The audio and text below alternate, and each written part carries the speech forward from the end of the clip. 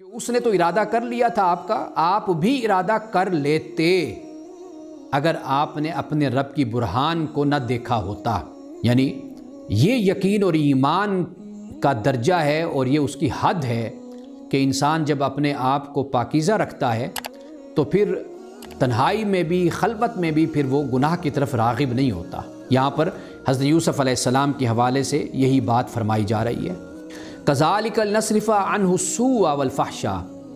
اسی طرح تاکہ ہم اس سے بدی اور بے حیائی کو دور کر دیں، سوء اور فحشاء کو۔ إِنَّهُ مِنْ عِبَادِنَا الْمُخْلَصِينَ، بے شک وہ ہمارے مخلص بندوں میں سے تھا۔ اور ہم پڑھ کر آئے کہ مخلص بندوں کو شیطان خود کہے گا کہ میرا ان پر کوئی اثر نہیں چل سکتا،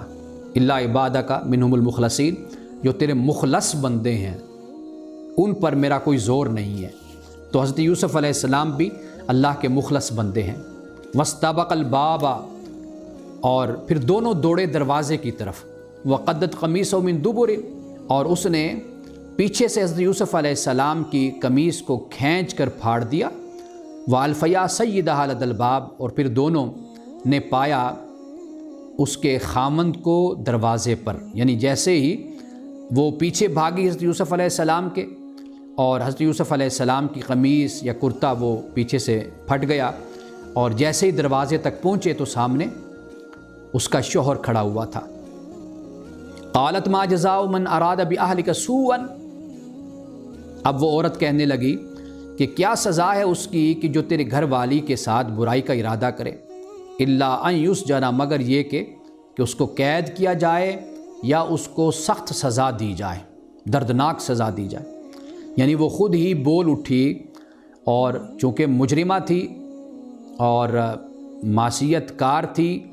تو فوراً اپنے گناہ پر پردہ ڈالنے کے لیے کہ اس نے اپنے خاوند کے ساتھ خیانت کی ہے، تو اس نے فوراً ہی بات کو بدل دیا اور کہا کہ بھئی کیا سزا ہے اس شخص کی کہ جو تیری گھر والی کے ساتھ برائی کا ارادہ کرے۔ پھر خود ہی سزا بھی بتا دی کہ قید کر دیا جائے یا دردناک عذاب دیا جائے۔ قال ہی راودتنی عن نفسی وشاہد شاہد من اہلیہا، تو حضرت یوسف علیہ السلام نے کہا کہ یہ خاتون مجھے اپنی طرف متوجہ کرنے کی کوشش کر رہی تھی، یعنی یہ مجھ پر ڈورے ڈال رہی تھی، مجھے بہلا پھسلا رہی تھی۔ وشاہد شاہد من اہلیہا، اور پھر کنبے والوں میں، خاندان میں یا وہاں پہ رہنے والوں میں سے کوئی عقل مند ہوگا، کوئی شخص ہوگا کہ جس نے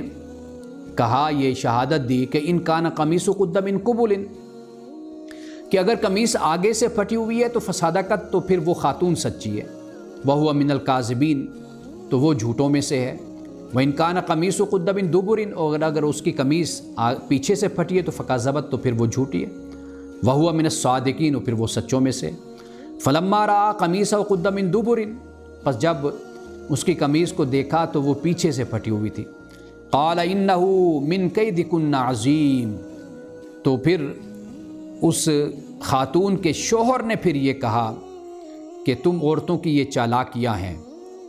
اور ان کیدکن عظیم، بے شک تمہاری جو چالاکیاں ہیں، تمہاری جو چالیں ہیں، یہ بڑی عظیم، بڑے غضب کی ہوتی ہیں۔ اب یہاں پر ایک بات جو ہمارے ہاں بیان کی گئی، وہ کہا جاتا ہے کہ یہ بچہ پنگوڑے میں تھا، کریڈل میں، تو اس نے دیکھا تو اللہ نے پھر اس کو بولنے کی طاقت عطا کی تو وہ بول اٹھا۔ تو لیکن یہ ہے کہ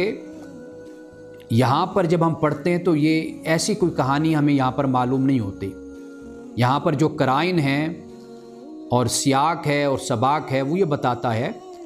کہ واضح بات ہے کہ جب یہ مسئلہ پیدا ہوا تو اس کے بارے میں کوئی بھینک، کوئی خبر دوسروں تک پہنچی ہوگی، اور یہ ایک مسئلہ کھڑا ہوا ہوگا، تو پھر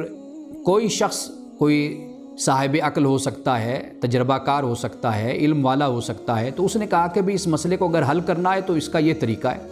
تو دیکھ لو قمیص آگے سے پھٹی یا پیچھے سے پھٹی، اگر پیچھے سے ہے تو پھر یہ خاتون جھوٹی ہے، اگر آگے سے پھٹی ہے تو پھر یہ خاتون سچی ہے۔ ایک بات۔ دوسرا، یہاں پر ایک اعتراض یہ کیا جاتا ہے کہ دیکھو قرآن پاک کہتا ہے کہ بھئی تم عورتوں کی یہ چالاکیاں ہیں، اور تمہاری چالاکیاں اور تمہاری یہ چالیں بڑی غضب کی ہوتی ہیں اور بڑی عظیم ہوتی ہیں، تو گویا کہ اللہ پاک قرآن پاک میں عورتوں کو چالاک اور مکار قرار دے رہا ہے۔ حالانکہ یہ ایسی بات نہیں ہے، یہ تو عزیز مصر کے جملے ہیں جو یہاں پر بیان کیے گئے ہیں، اور یہ جملے ایسے ہی ہیں کہ جیسے ہم بولتے بھی رہتے ہیں۔ اگر ایک شخص کوئی تعارف رکھتا ہے کسی بھی ملک کا، کسی بھی ریاست کا، معاشرے کا، قوم کا، ذات کا، تو اگر اس سے کوئی غلطی ہوتی ہے تو ہم کہتے ہیں کہ تم لوگ ہوتے ہی ایسے ہو، یا مرد ذات ایسے ہوتی ہے۔ آپ نے کئی دفعہ یہ جملہ سنا ہوگا کہ مرد ذات ہوتی بے وفا ہے۔ تو یہ جو مرد ذات بے وفا ہوتی ہے، یہ جو شخص بھی کوئی بات کہہ رہا ہوتا ہے حقیقت میں وہ اپنا تجربہ یا ایک مشہور جو ایک قول کہہ لیجئے، ضرب المثل کہہ لیجئے، یا ایک مقولہ ہوتا ہے معاشرے میں، اس کو وہ اختیار کرتا ہے، استعمال کرتا ہے۔ آپ جانتے ہیں کہ ہمارے ہاں بہت سی قوموں کے حوالے سے بہت سی باتیں بیان کی جاتی ہیں، تو اس کا یہاں پر یہ اللہ سبحانہ و تعالی کا فرمان نہیں ہے، بلکہ قال انہ من کیدکن، اس نے کہا، یعنی اس خاتون کے شوہر نے کہا کہ یہ تمہاری قید سے ہے، تم عورتوں کی قید سے، اور تم عورتوں کی جو چالاکیاں ہیں، مکاریاں ہیں اور چالیں ہیں وہ بڑی عظیم ہیں، بڑی پرفریب ہیں۔